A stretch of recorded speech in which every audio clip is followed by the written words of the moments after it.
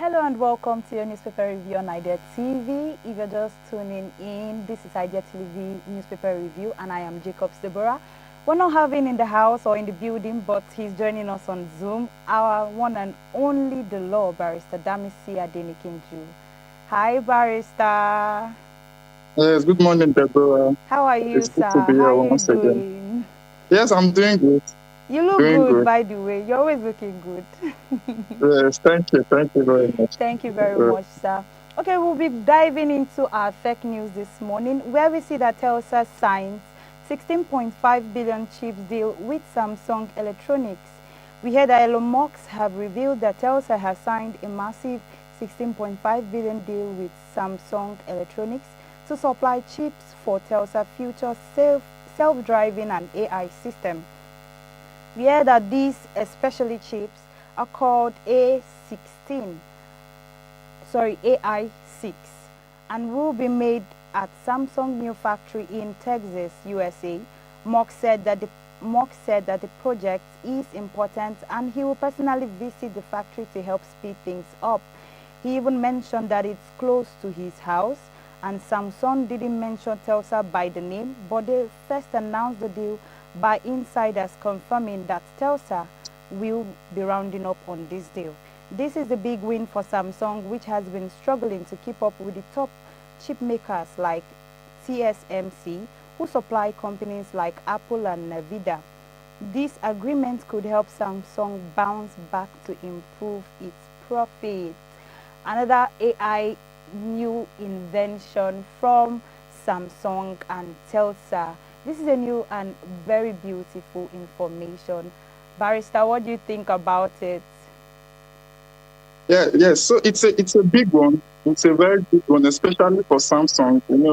Samsung has been on a decline in terms of their profits made last year, but coming with this deal now coming to their rescue, they'll be able to produce chips for Tesla. And it also talks about collaboration. Within the tech space. We've always been speaking about the artificial intelligence coming into sway, and now we are going to see tech giants collaborating with themselves. We have Tesla collaborating with Samsung. Samsung are going to be producing the chips that Tesla will be using for their AI tools and AI machineries and all of that. So we are going to see more of this kind of collaborations over the next few years. Now, in the Nigerian tech space too, I want to see this kind of collaborations. Let tech giants begin to collaborate with themselves, and it's also going to provide more jobs. You can't do everything as a tech institution. With the tech institution we have in Nigeria, you can't do everything. So look for other Nigerian tech institutions that you can collaborate with. It can be two tech institutions, three.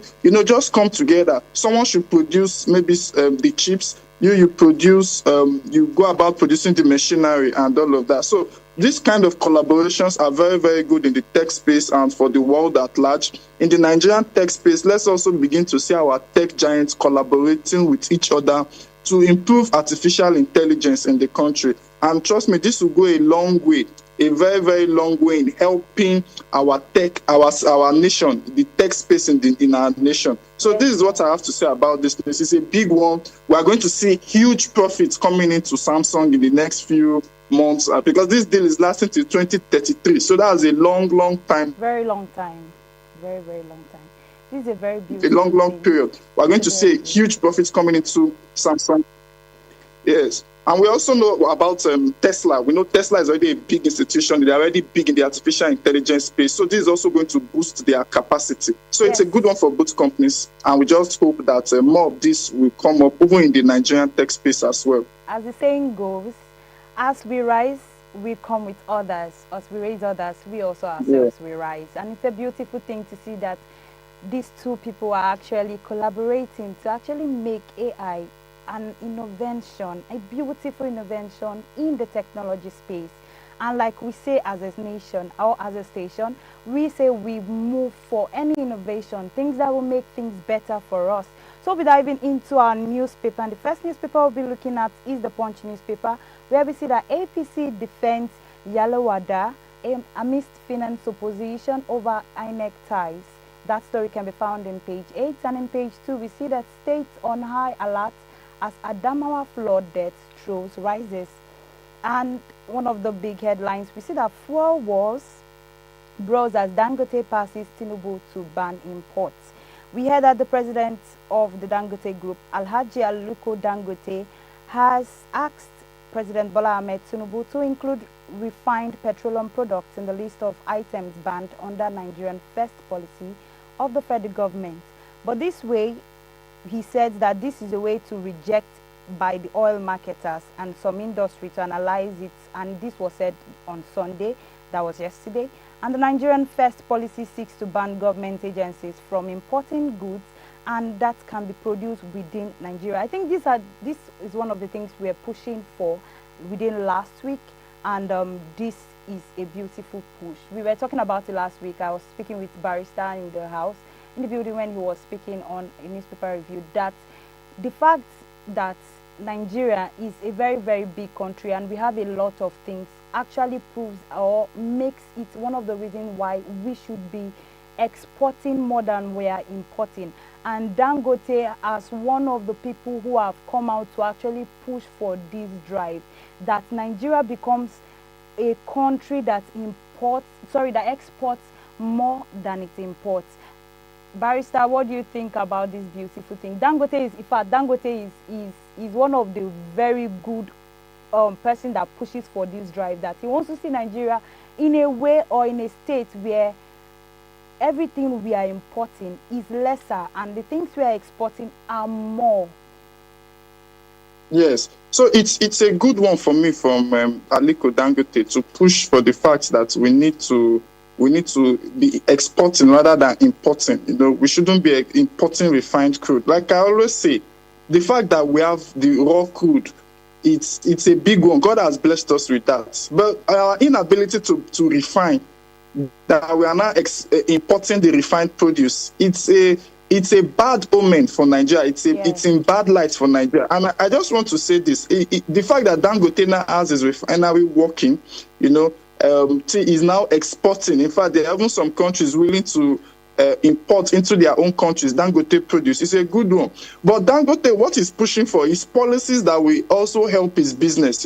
Most of these other marketers, they don't buy from Dangote alone. They import themselves. So they themselves, they want to protect their business because they see Dangote as a monopolist, that he shouldn't be the only one controlling the oil sector. And I believe, see, if we want to improve our country, if we want to help make our country grow, we have to export more than we import. Yes. That's just the basic fact. We have to export a lot of our produce. We have to be able to refine our crude oil and be exporting them. So it's a good one from Dangote for me. And I tend to understand the marketers. What I think the marketers should do going forward, what they should do, they should try and reach an agreement with Dangote. Or they should, I learned BUA, Abdul Salam Rabiu too is also building a refinery. They should try and reach agreements with these people that are refining these products and see how they can come up with a solution so that they themselves, they will not be kicked out of business. Because the truth of the matter is that the Nigerian government will consider Dangote's proposal and they will seriously consider it. Yes. Because there's no nation that wants to be dependent on outsiders for their economy to grow. So it's a good one from Dangote, and I only pray that it becomes a success in other sectors, not just in the oil sector, that will begin to push for how we can export our produce rather than importing. Yes. Thank you very much, sir. It's a good one. Like I said in the previous statement, that we rise by lifting others, and I think that the Nigerian other petroleum companies should actually come and actually buy into the idea of Dangote. We'll be moving next to our next newspaper, which is the Vanguard newspaper, where we see that 2025 budget funding under pressure as oil outputs underperforms in H1 25. We also see that miracle to Rabat, how we overcame Morocco by the Super Falcons. In fact, this particular news is one of the things that gives me joy.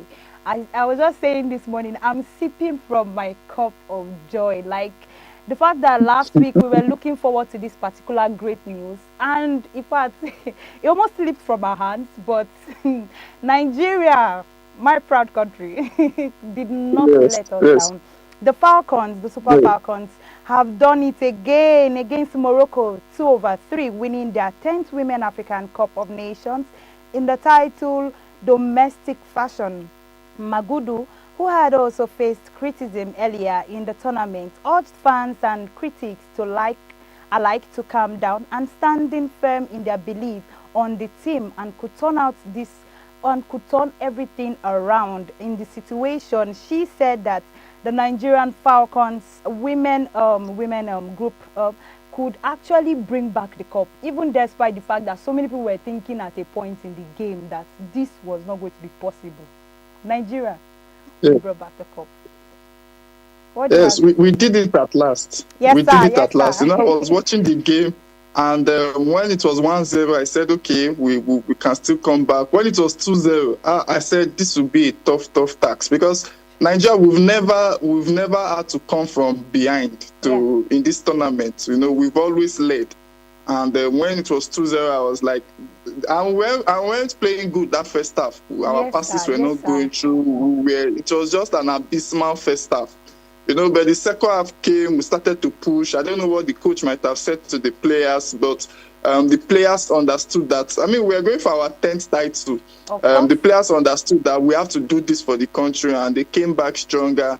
And in that second half, we scored 3 goals. That shows mentality. That shows it shows doggedness from the Nigerian team.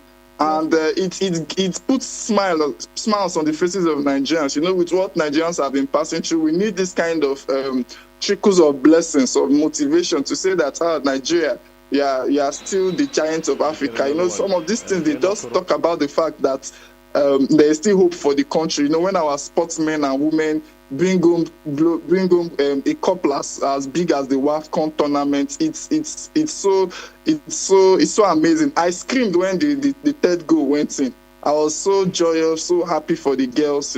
Mission X is now complete. We've done it. We've made it. We've attained. I mean, you need to have seen my face on that day. It was beautiful.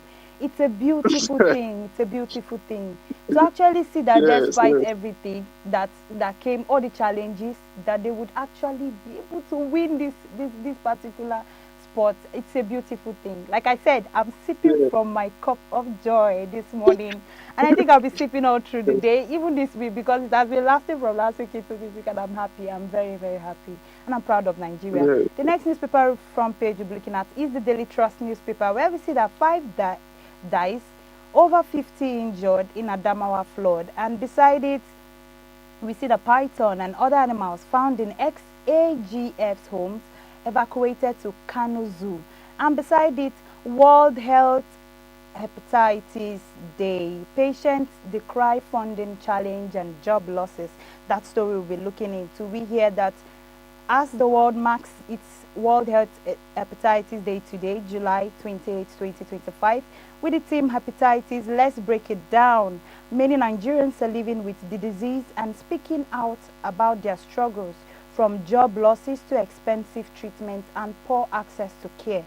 Yusuf, who lives in Abuja, found out that he had hepatitis B during the medical test for a security job for 2 years, and he tried using herbal remedies, but this didn't work. By the time he went into the hospital, his liver had already been badly damaged. Now he's managing the disease with the medication. Like the news says, barrister, this has actually restricted some of the people who suffer from this illness from getting jobs. What do you think that the government, as a barrister, what do you think can be done to actually improve this particular health challenge in Nigeria? Yes, so 2 things I want to address quickly. Number 1 is the stigma. The stigma that people with hepatitis face, like it's reported by you in the news, when you are reading out the headline, people face job losses. Sometimes some people apply for job interviews, they go for job interviews, they apply for jobs, and there's this stigma, oh, you have hepatitis B, we can't employ you here. I think what government needs to put in place, put a policy that stops people from stigmatizing against hepatitis B patients. That will go a long way in helping people to to come out freely and not be, you begin to see a lot of people begin to even hide the fact that they have hepatitis B if this is not addressed. Government should put out policies that will help people to say, be free with us. Don't stigmatize against people with hepatitis B. The second thing I want to address quickly again is our poor health facilities. We have very, very poor health facilities in this country. And it's so shocking to me that we still have this kind of situation in our country, Nigeria. No, the fact that we've had the fact that we even had presidents people have to go out to other nations to go for treatment, and they didn't even find it worthy to improve our health sector. It's alarming. I mean, you have hepatitis B is a serious disease for so many people, and a lot of people suffer this disease. Why don't you provide health facilities that can make this treatment available for people, so that people don't have to struggle, people don't have to stress? Why do they have to struggle to access health facilities? Why do they have to struggle to access primary health care? You know, the major thing in Nigeria, improve primary health care. I'm always an advocate of, it's not just about building big hospitals. Primary health care is talking about local governments. Build 1 or 2 health facilities in each local government. I mean, there are 774 local governments. We can make this possible so that people can easily access health care, and it will go a long way in helping patients, not just patients with hepatitis B, but patients across the board. I mean, if you look at our mortality rates, the people that die as a result of health challenges in this country, preventable deaths because of one health issue or the other, these are preventable deaths. So we need to work on our health facilities, the stigma and the health facilities. We need to work on that. News from last week, we see that this particular case is going to change in Nigeria.